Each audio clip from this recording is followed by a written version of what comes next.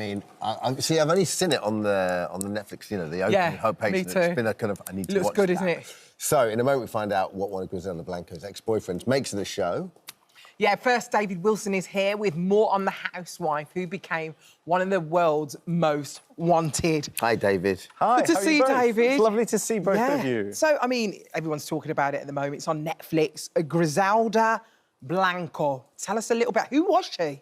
Well, Griselda Blanco Restrepo, to give her her full name, but it's probably easier to latch onto her two nicknames. The first, which is the cocaine godmother, and the second is the Black Widow. Yeah. Now, the cocaine godmother clearly implies how she's going to come to public attention. She is illegally importing and selling cocaine in Miami, which is where she's going to make her reputation, and the Netflix series concentrates on Miami. And clearly, the sense of her being a godmother is an allusion to the godfather. She's the head of an organised criminal group.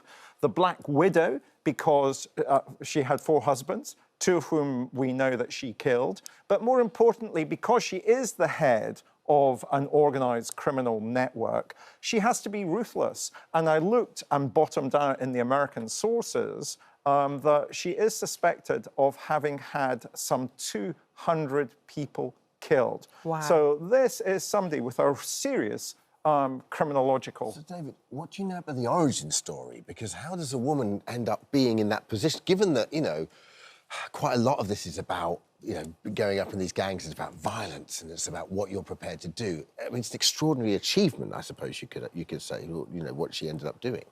So it really is right, Dermot. I think that we try to look at the childhood to see what is happening in terms of the adult. And what we know about Griselda's childhood is that she was offending quite regularly from a young age. She pickpocketed. But the story, again, that I was able to try and get a number of sources on was that at the age of 11, she's part of a group that kidnaps a toddler from a wealthy family in Medellin, in Colombia, and they try to get ransom for the child that has been kidnapped. That ransom wasn't paid, and it is alleged, and there are a number of sources that say this, that she then shot and killed the child.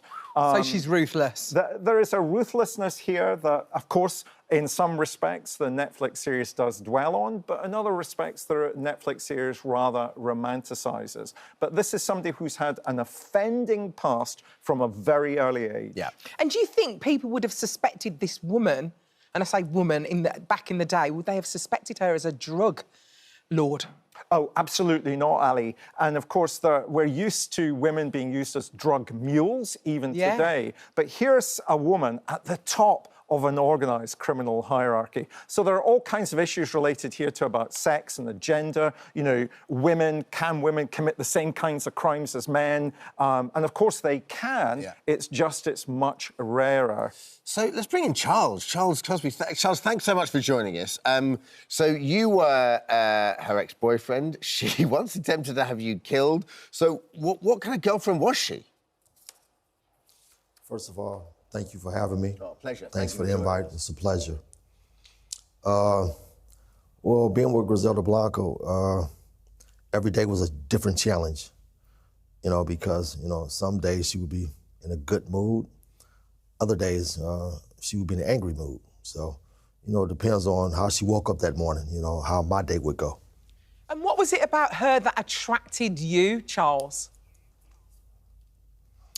Well, my line of work at that time was, I was a drug dealer, and Griselda was a cocaine queen. So it was a fascination. You know, she was an icon to me. You know, she was everything that I wanted to become in that business. And Charles, she did try to have you killed, and after that you continued to date her. So what was her attraction kind of that mesmeric? Well, she tried to have me killed because I cheated on her. So she hired a private investigator who uncovered my web of lies and deceit and betrayal. So, as you alluded to, she tried to have me killed. But after that, you know, I forgave her. She apologized, and it was business as usual. Just take us back to the day where she tried to... How come you survived? What happened exactly? Okay, I was in my Corvette. I was maybe about 2 miles from my mom's house. Yeah. In Oakland, California. Some guys pulled up beside me in a Mustang, and they started shooting me. Well, shooting at my car. Yeah. Luckily, I was wearing a bulletproof vest, so it absorbed 4 bullets, but I was shot in my arm. Wow. OK. Charles, did you ever... Sorry, Dermot, I wonder if I could... Go on, David. Did you ever ask Griselda about the hit that she commissioned on you? Did you ever talk to her about why she had done that? Okay, so when we initially spoke, maybe 4 days after the incident,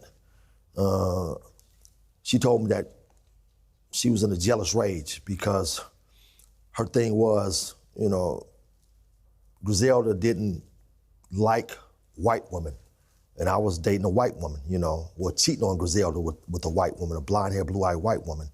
So that really fueled her anger even more because she didn't like white women. It's incredible listening to your story. What do you think of the Netflix drama so far? Have you watched it, and what do you think? Is it true to life, would you say? Okay, so I had a chance to watch all 6 episodes. There's some fiction there, but as far as Sofia Vergara, she nailed the role. She took on Griselda's mannerisms. She basically morphed into Griselda Blanco. When I saw the series, it was like I was looking at Griselda Blanco all over again. Wow. Wow, Charles, thanks so much for joining us. Really appreciate it. Yeah, thank you for your insight. I mean, it's incredible just to even listen to Charles talk about her, isn't it? This is an extraordinary story. I mean, the layer upon layer of extraordinariness about this story, if we just ignore for 1 second the gender aspect, this is a woman at the head of this organised criminal network. She was making, at the height of her powers, $80 million a month. Listen, we cannot wait to see this because it just sounds fascinating. Griselda is on Netflix now. David, thanks for giving us a bit of insight, and of course, thanks to Charles for joining us as well. Thank you.